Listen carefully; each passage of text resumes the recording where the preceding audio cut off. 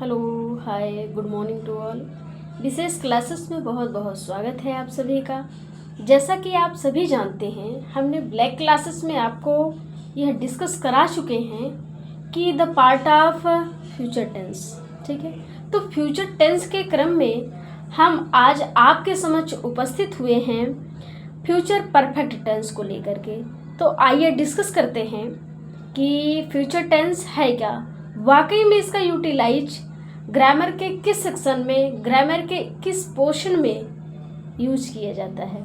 ठीक है, तो आइए वन बाय वन करके आपके समक्ष हम उसके स्ट्रक्चर को, उसके रूल्स को, उसके रेगुलेशन को आपके समक्ष एक्सप्रेस करें, जिससे कि आप चीज़ों को अच्छी तरीके से, क्वेश्चन को अच्छी तरीके से मॉडिफाइड करके क्वेश्चन का सही जवाब दिया जा सके। ठीक है, तो आइए कैसे सही जवाब दिया जा सकता है, पहले जान तो लेंगे इसके बैकअप एंड पोर्शन के बारे में कि क्या होता है। इसका मतलब है तो भविष्य की ही बात की जाएगी, हालांकि इसमें मैंने बैक क्लासेस में डिस्कस किया था।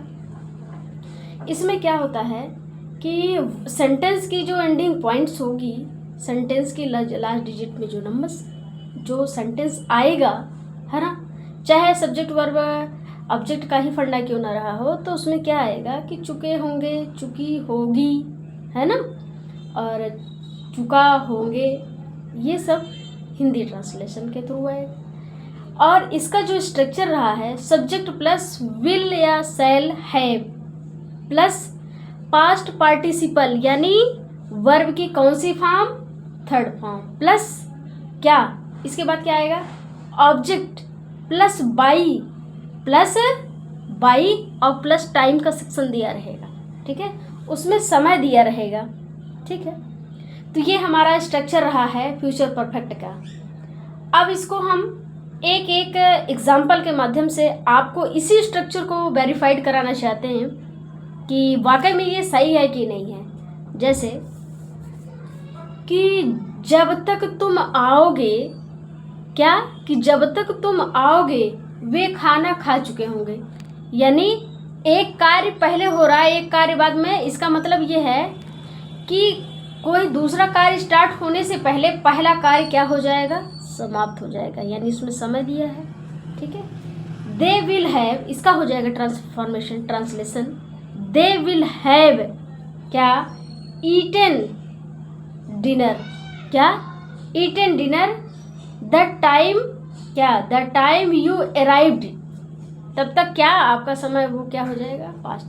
सबसे मोस्ट इम्पॉर्टेंट इसमें फंडा ये है कि आप पास्ट पार्टिसिपल को हमेशा माइंड सेटअप में रखिएगा कि वर्ब की थर्ड फॉर्म लगेगी ही लगेगी। ठीक है, उसके साथ साथ आपको समय दिया रहेगा, उसमें क्या दिया रहेगा, समय दिया रहेगा।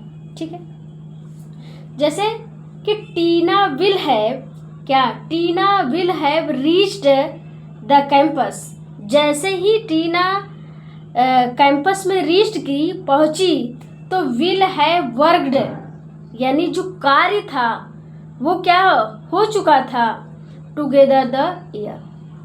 ठीक है, इसका मतलब है एक कार्य पूरी तरीके से क्या हो जा रहा है, समाप्त हो जा रहा है, तब इसके बाद दूसरा कार्य स्टार्ट हो रहा है।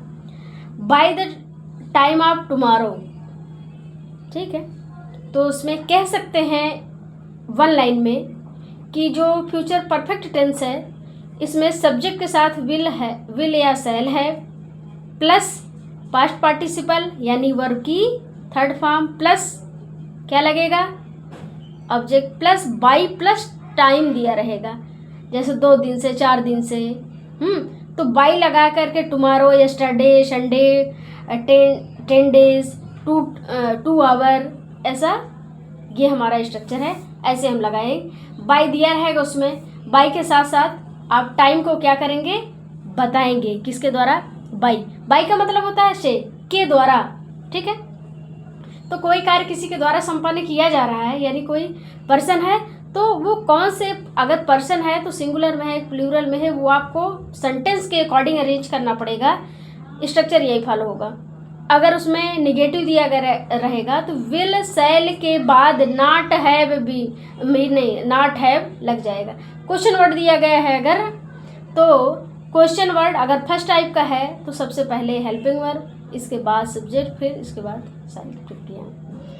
अगर सेकंड टाइप का क्वेश्चन वर्ड है तो पहले व्हाट, वेयर, विच से स्टार्ट होने वाले वर्ड को पहले लिखेंगे, फिर सारा फॉर्मेट स्ट्रक्चर के अकॉर्डिंग हो जाएगा।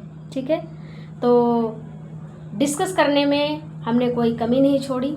आप अच्छे से उसको अंडरस्टूड करिएगा। जो प्रॉब्लम हो कमेंट बॉक्स में, कमेंट सेक्शन में कमेंट करिएगा। हम आपके समक्ष उपस्थित होकर के इसको डिस्कस करेंगे। बहुत सारा प्यार दीजिए। बहुत बहुत धन्यवाद।